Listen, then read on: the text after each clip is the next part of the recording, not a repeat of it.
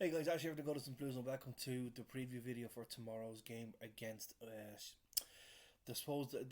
what's going to be the newly crowned Premier League champions, Manchester City. You just really cannot see anyone stopping them even at this stage.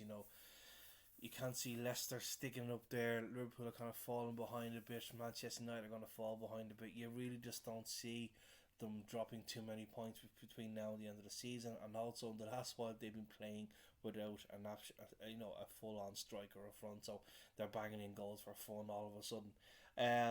So we have a very busy schedule ahead for us this week, obviously with tomorrow's game, and then against our neighbours Liverpool on Saturday. So, of course, it wasn't the two ties were made even trickier by that shambolic, performance, if you want to call it a performance, against Fulham on Sunday. Um, let's hope that we have some sort of a reaction to that game or for this game on Wednesday, because we couldn't play any worse. It doesn't matter what I think. We can't be any worse than what we did the other day. Team wise, we're hoping that I think it's in a couple of hours' time. Carlo Ancelotti will have his press conference, so we'll see how the fitness is with Dominic Calvert-Lewin. He is expected to play, as far as I am aware, on Wednesday. Also, Allen is back in the frame to play. Now, whether he plays from the start, we'll just have to wait and see to see what Carlo Ancelotti says. But if we play anyway like we did against Fulham, you know, City will pick us off like prey. They'll stalk us and they'll just pick us off one by one, and it'll end up being a cricket score if we're not careful. Um, when you're going into a lineup, I think some major changes might need to be. A while back we went into having four centre backs playing in our defence, which meant that you had Holgate, Keane, Mina, and Ben Godfrey playing in those four positions. And I think we may need to go back and do something like that again, because the quality that Manchester City have, we're going to need something like that. We're going to need four defenders. It's great seeing Luka Dean getting forward, but he isn't the best at getting back and defending. So, for me, maybe that back four again, but maybe pushing Luka Dean up front, or forward on the left hand side of midfield remains to be seen. So I think we may have to revert to something like that, because at times when we did that, it didn't matter. It did help us out, and same with midfield. We changed things in midfield. We had Tom Davies, who had a great game against Tottenham, and then some people were calling him to be the man in the match on Sunday. I thought he was absolutely dreadful. He had a stinker on Sunday. I felt Andre Gomez had a stinker. Sigurdsson had a stinker, and James possibly was the worst out of the lot of them. And even when he went off and he was limping, there was calls, I've seen it on different channels and different things and different platforms, that they reckon that James just faked the injury just to go off because he just couldn't be arsed.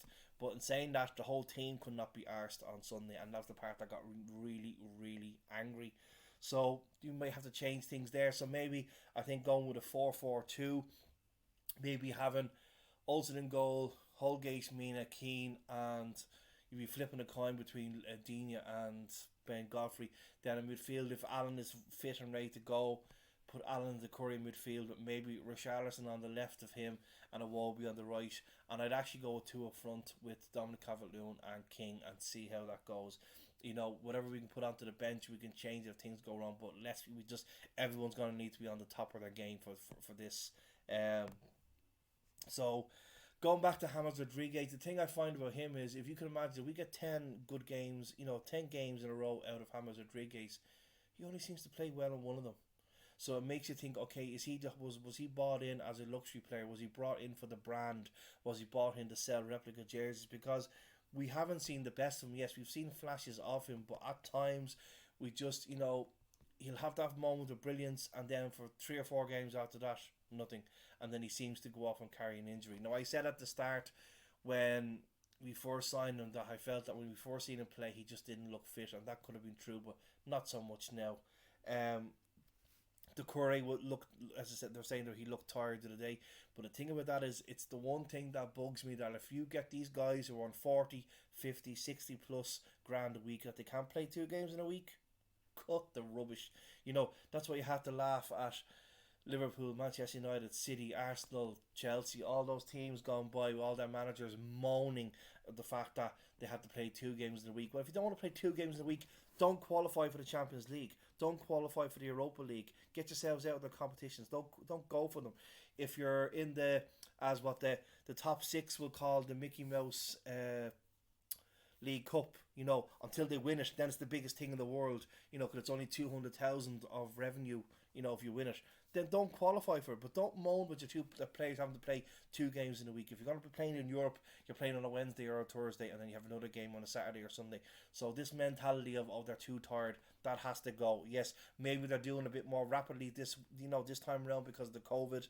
We're playing more games because the season was delayed in starting, but that kind of thing wrecks my head. They're well able to play 2 games a week, so I would forget that kind of thing. So score wise, guys, if I'm brutally honest, I can't see anything more than a City win.